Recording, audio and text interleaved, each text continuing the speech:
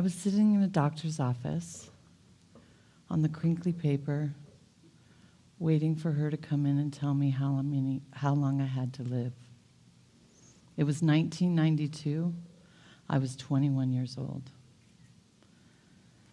2 weeks prior to that,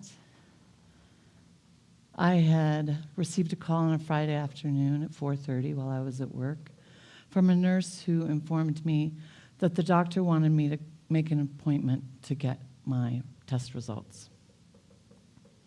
My heart dropped.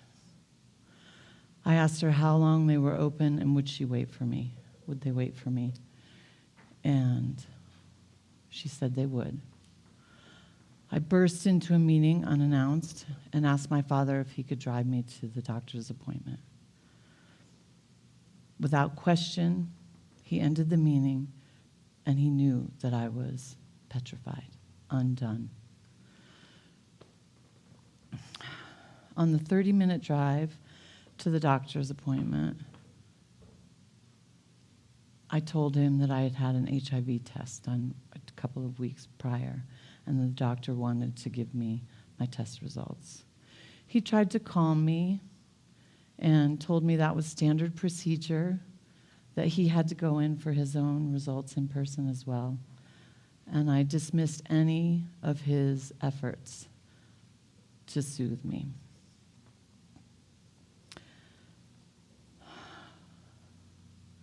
A year prior, I had had a lymph node biopsied because they had found multiple and large nodes throughout my body. I waited 2 months to get the final test results. Another call on a Friday afternoon at 4:30, where they told me that I didn't have cancer, but there was something unusual about my blood. And so they asked me to recommended that I come in and take an HIV test. I told no one, not even my best friend. I lived for a year with that secret, in denial. One day I finally felt like it's time to find out. I made the call, I scheduled the appointment, I went in and took the test. So as we were driving, I knew what I was walking into, while my father tried to explain it away. I walked into the doctor's office by myself to talk to him. His voice quivered as he said the words, "You are HIV positive." Tears poured down my face as I whispered, "I will never get married and have a baby." I was gutted.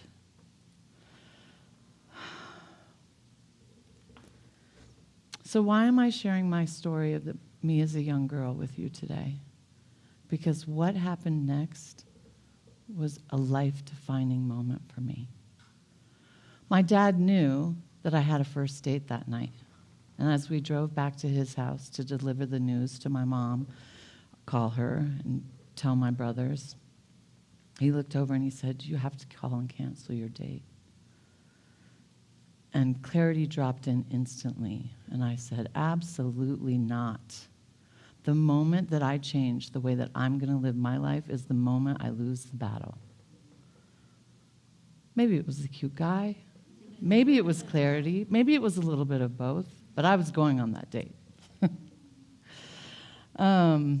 So let's go back to the doctor where I'm waiting to see how long I have to live.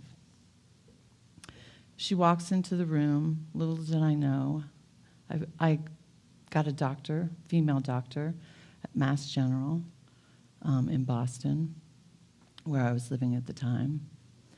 And little did I know she would come in and be an angel. She came in and she started telling me about this small group of people who were living 15 to 20 years with no immune system and with fully blown AIDS. She went on to tell me that she did not think they would have a cure in my lifetime, but that at some point she believed they would be able to stop the train in its tracks. So, by the time I left her office that day, I made a conscious decision I'm going to be one of those people. I'm going to live that long. So those first two choices, to go on the date, to be one of those people, those were the beacons of hope that I held on to. Remember, this is 1992. People are dying at an average of 18 months. There was one medication available, AZT. My friends were actively dying. I had a friend, Mark Sawyer. Diana and I share this friend. That's how we met. Who taught me how to live with grace and dignity while he was actively dying. I lost a lot of people in those early years.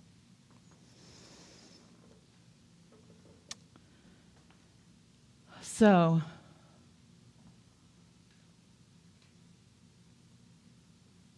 Africa was being ravaged by AIDS, where it was primarily a heterosexual disease. In the United States, however, it was devastating the gay community and affecting IV drug users. And the stigma was ingrained in the American culture from that moment on. I knew very early on that I didn't look like the stereotype. I didn't fit the stereotype. I wasn't gay. I wasn't an IV drug user. I was a heterosexual white woman who contracted it through sexual contact. I was HIV positive and I did not have AIDS. So I chose to show up and speak out. I stood on a stage in Boston at a large fundraiser in front of over 3,000 attendees. I spoke to nursing students. I spoke to high school students, where inevitably they would say, "But you don't look sick." And that was the point. For me to be the voice, because I didn't look sick. I wasn't sick. I was HIV positive. I didn't have AIDS. So life had prepared me for this moment. I was a rebellious girl, a stubborn girl, a tomboy who did not want to put in a box.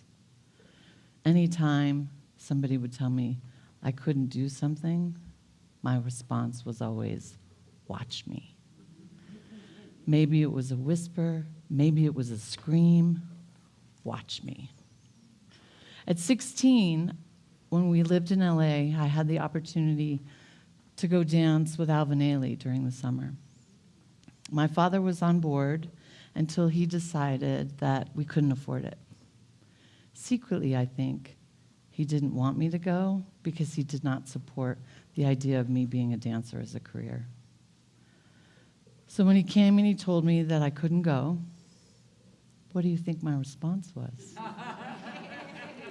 "Watch me." I called all his friends. I asked for donations of things they didn't need or no longer wanted so that I could have a yard sale. On the day of the yard sale, I put a for sale sign on my car I had just bought a couple months ago.